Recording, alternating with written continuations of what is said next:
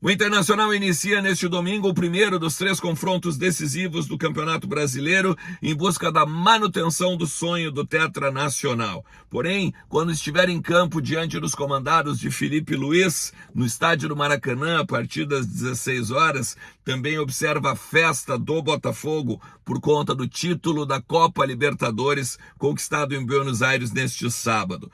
Título esse que coloca o Internacional já na fase de grupos da principal competição da América. Os desafios são grandes e uma comparação com o principal rival mostra o quanto o Inter precisará investir na próxima temporada para estar entre os principais clubes do continente. Mas o time de Roger Machado está definido e pode ter uma novidade, principalmente no meio-campo. E ainda, uma cena inusitada nos bastidores desde a delegação colorada lá no Rio de Janeiro.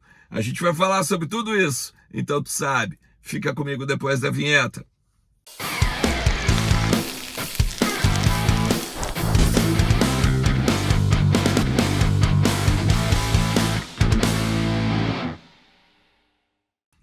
Fala Colorado, fala Colorada, como é que vocês estão? Tudo certo? Tudo beleza? Bom domingo para todo mundo, bora lá falar do Internacional, atualizar as informações do nosso clube e entender um pouquinho do que está acontecendo. Hoje não no Beira-Rio, nem no CT, nem na Morada dos Quero-Queros, mas lá no Rio de Janeiro, a cidade maravilhosa, onde o Inter, a partir das 16 horas, enfrenta o Flamengo pelo Campeonato Brasileiro, 36ª rodada. Flamengo, Botafogo e depois o Fortaleza lá no Castelão. O sonho do Tetra segue vivo e claro, né, precisamos vencer 100% de aproveitamento e aí a gente acaba conquistando 19 partidas sem derrota no Campeonato Nacional, um recorde maravilhoso e principalmente, né, quase um turno sem perder. O time do Roger Machado daí consolidando um 2025 também bem interessante. Fica comigo até o final do vídeo. Se inscreve no canal também, porque a gente já está com 54, quase 54,500. Faltam 500 pessoas, 500 colorados, 500 parceiros aqui para a gente pegar e bater os 55 mil inscritos e bater essa meta aí de 2024. Tá? Não te esquece que KTO.com é a melhor banca de apostas do Brasil e tu pode te divertir hoje com os jogos do Campeonato Brasileiro e principalmente botar uma fezinha no Internacional. Aproveita o QR Code que está aqui na tua tela e vai te divertir, porque KTO.com é onde a diversão acontece, cada jogo é único em KTO.com. Beleza? Gente, olha só a imagem que eu vou colocar aí do Chapolin Colorado. Cara, esse parceiro, ele é célebre no estádio Beira-Rio e ele teve um filho, ele teve um bebezinho, coisa mais linda, vocês estavam vendo aí na foto, né? Acontece que ele tá sempre no meio da torcida, né? O Chapolin e tal, lá no Beira-Rio, nos jogos do estádio e tal, e ele colocou o nome do filho de Alan Patrick. E aí ele pegou o bebê e foi ao Rio de Janeiro para estar com a delegação colorada, agora no jogo do Maracanã, e acabou conhecendo o camisa 10, capitão, né? E o craque colorado aí no Campeonato Brasileiro, um dos artilheiros, inclusive, né, da temporada. E aí apareceu nessa foto aí ao lado do jogador, tá? Os dois, o encontro de Alan Patricks, né? Parece que a reportagem, inclusive, ele ter colocado o nome de Alan Patrick, saiu até na CNN, uma reportagem aí com esse fato inusitado, né? Tem muita gente que tem mesmo, né? No coloradismo, bota o nome de D'Alessandro, ou o segundo nome, né? Por exemplo, Alexandre D'Alessandro, ou algum nome que tenha também ligação com a história do Internacional, Fernandão, né? Rafael, enfim, o Fernando, Rafael. Eu não vi ainda Yarley, mas é muito bacana, né, esse coloradismo da galera aí. O Inter tá definido, tá? O que se fala, ontem chegou, finalzinho da tarde ali, pôde ver a Libertadores ainda, um pouquinho da Libertadores no hotel, junto com toda a delegação e tal, vitória do Botafogo, como a gente já falou, e foi recebido por torcedores. Vocês estão vendo nas imagens aí dos vídeos, né? Muitas fotos, autógrafos, o Rocher recebeu um boné de presente, o Alan Patrick atendendo as pessoas aí, tirando foto e tal. o Dali muito assediado, como sempre, né? Mas, assim, o foco total no jogo do Maracanã e principalmente naquilo que o Inter precisa fazer para ainda continuar lutando pelo Tetra Nacional. É o que se fala, os repórteres que estão lá, o Lucas Colar inclusive está lá pelo Vozes do Gigante, é que o Inter não quer saber de Botafogo na quarta-feira. Não quer saber de Fortaleza no outro domingo. O Inter quer saber primeiro de fazer a sua lição deste domingo. E eu venho falando sobre isso há muito tempo, né?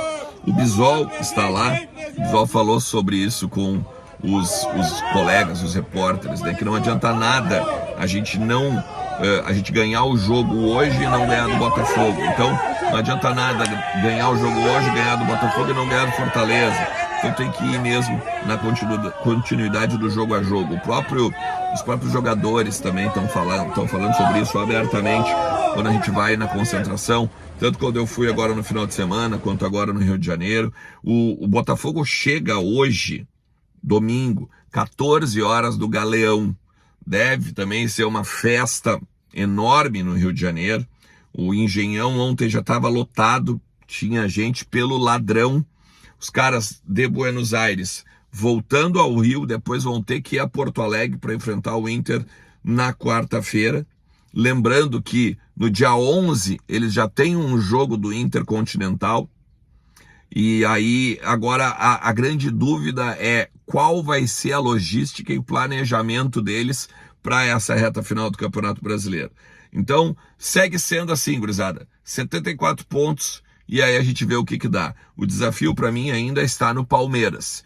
E olha, e eu vou dizer também o Fortaleza, porque o Fortaleza tem uma tabela bem acessível para chegar. O Fortaleza tem os mesmos 65 pontos que o Inter, tá? Pode chegar no jogo do Castelão com a possibilidade de uma vitória e secar os rivais, que nem o próprio Colorado.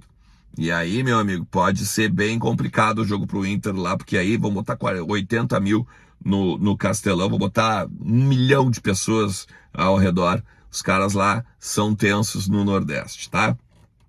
O Inter deve estar apresentando um retorno no meio-campo. Muito se fala, pelo menos assim, ó.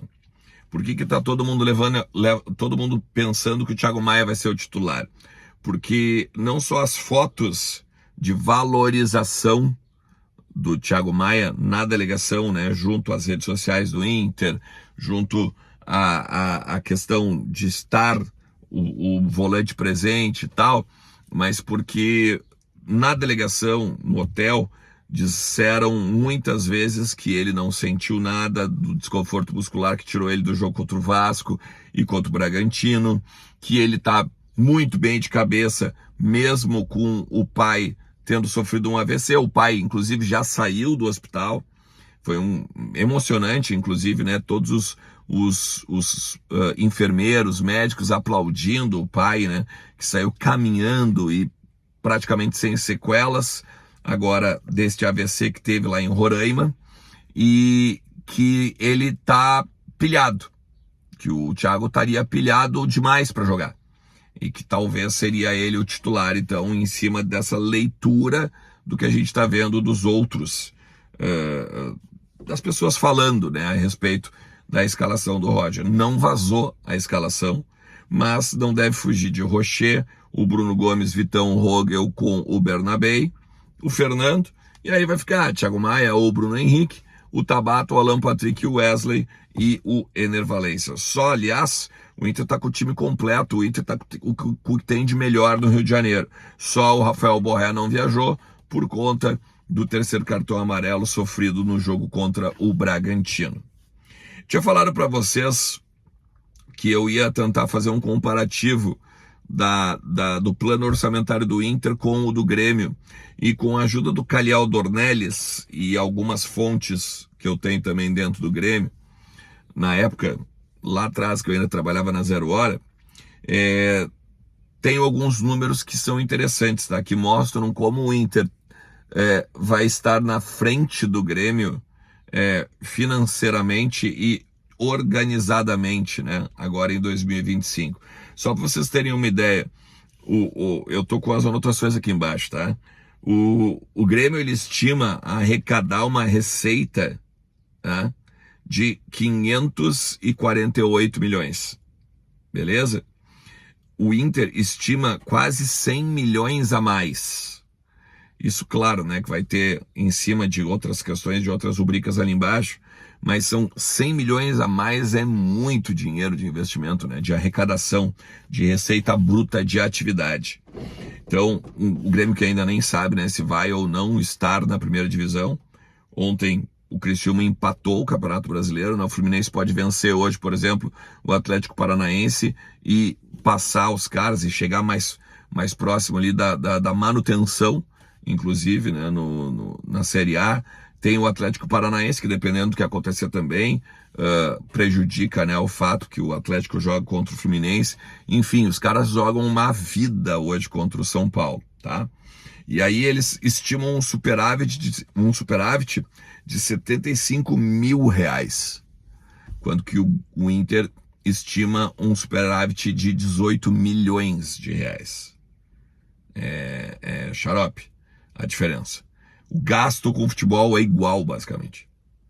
361 milhões contra 366 milhões do Inter. São 5 milhões de diferenças a mais pro Internacional, que é quase nada, né, nesse âmbito enorme que a gente tem. Os patrocínios, o Inter também tem mais, 130 se pegar os patrocínios e publicidade. O Grêmio estima 111 milhões. E aí a necessidade de vendas é a única que o Inter ultrapassa, mas aí por conta do gasto e do custo do futebol. O Grêmio, ele estima 136 milhões em vendas esse ano, agora que vem em 2025. E o Inter estima 160 milhões. Enquanto que as metas orçamentárias, já falamos sobre isso, né, nos outros conteúdos, o Grêmio estima chegar no 8º lugar do Brasileirão, de 8º para cima. O Inter, 6º para cima. A Copa do Brasil é a mesma fase, quartas de final. E Copa Sul-Americana, eles projetam Copa Sul-Americana. O Inter projetava a Conmebol, ele botava só Conmebol, né? Não falava de Libertadores, ainda que agora já esteja garantido na fase de grupos. Mas eles esperam chegar nas quartas também da Copa do Brasil. O Inter espera chegar nas 8º da Libertadores. Isso é para questão orçamentária, né? Para contar com o dinheiro da Libertadores, o dinheiro da Copa do Brasil, o dinheiro do Campeonato Brasileiro. Ó, a partir do que vier para cima é lucro nessa rubrica. Não é? O Inter não está estimando não ser campeão das competições. É bom deixar bem claro. Sem contar que o limite da folha, né? 17 milhões eles têm lá. O Inter vai bater na casa dos 20, mais ou menos, por conta dos 30 milhões do custo do futebol que está orçado e estimado para 2025. Se tu chegou até aqui, te agradeço demais. A gente vai conversando, que sempre tem muito para tratar do nosso Colorado por aqui. Coloca nos comentários qual vai ser o placar do jogo. E aí a gente troca uma ideia ao longo de todo esse domingão aí. Valeu? Um forte abraço. Tchau.